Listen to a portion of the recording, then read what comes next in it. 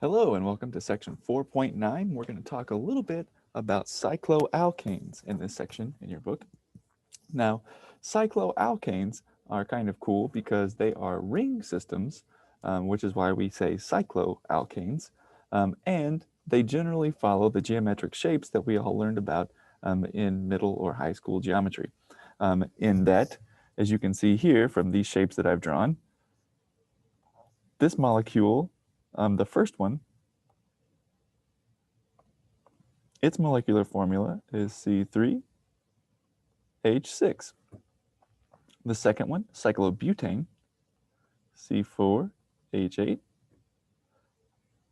Cyclopentane, C5H10.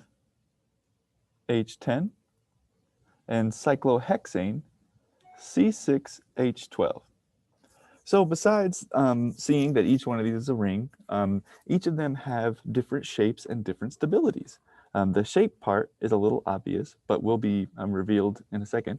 And the stabilities part is best summed up using a combination of table 4.7 in your book, as well as figure 4.18.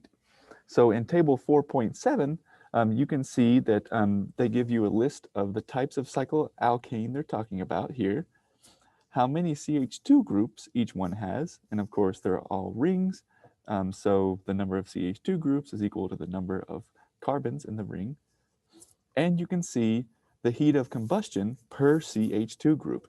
And if you remember from the alkane section of 4.4 on relative stability of them, you remember that the most stable molecules release the least amount of heat upon burning.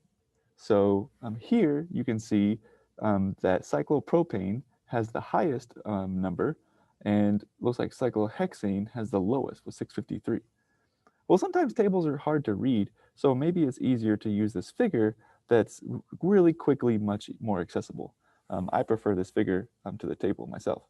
So you can see here the entry with the lowest bar, the smallest bar, is 6 here. And the entry with the highest bar is 3. And those numbers correspond to the ring size. So cyclopropane is the least stable of the rings, and cyclohexane is the most stable. Now, one interesting thing is that each molecule has up to um, 3, 4, 5, and 6 is what we'll cover, has its own specific 3D structure. It's not simply a 2D structure like I've drawn here. Surprise, surprise. In cyclopropane, for instance, you can turn, let's use green here. You can turn cyclopropane into a structure. Here's the triangle, and it's a really weird one because if you were to draw the wedge dash structure, you would get something like this, right? Because they're all CH2 groups. And the reason why this molecule is so weird is because if we were to look at at these as Platonic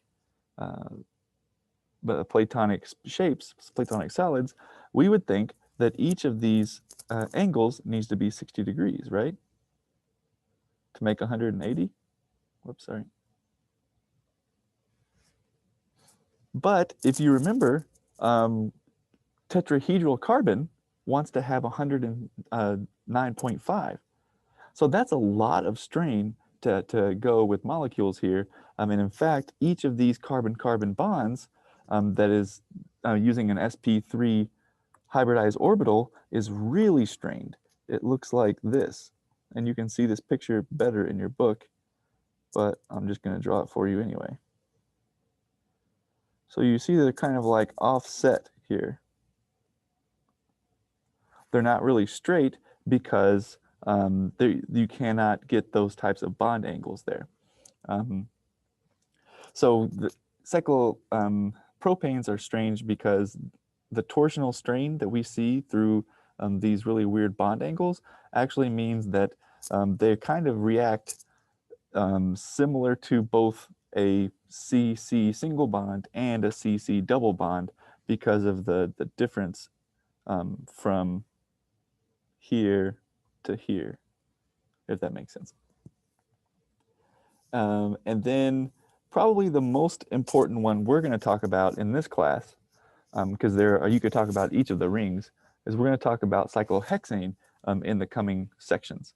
And cyclohexane is a pretty interesting molecule to me because in order for it to have all of its bond angles correct, it doesn't adopt this 2D structure. Instead, it adopts a kind of chair structure.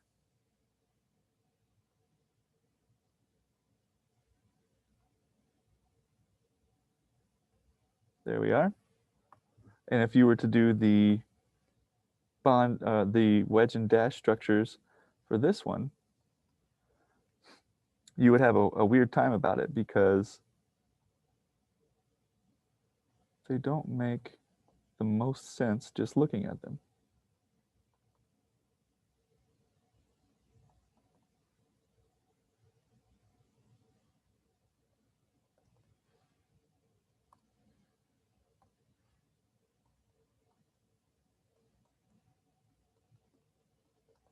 Oh, I forgot one over there.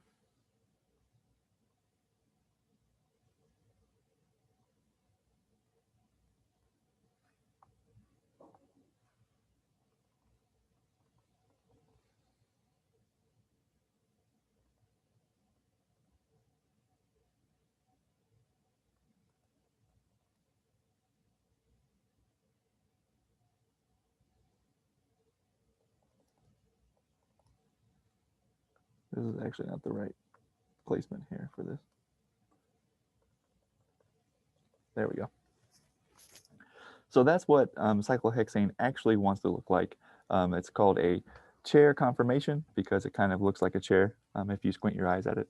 And we'll talk a lot more about that for the rest of this chapter. Now, also, I'll try and give another tutorial presentation like I did for Newman projections, talking about cyclohexanes as well.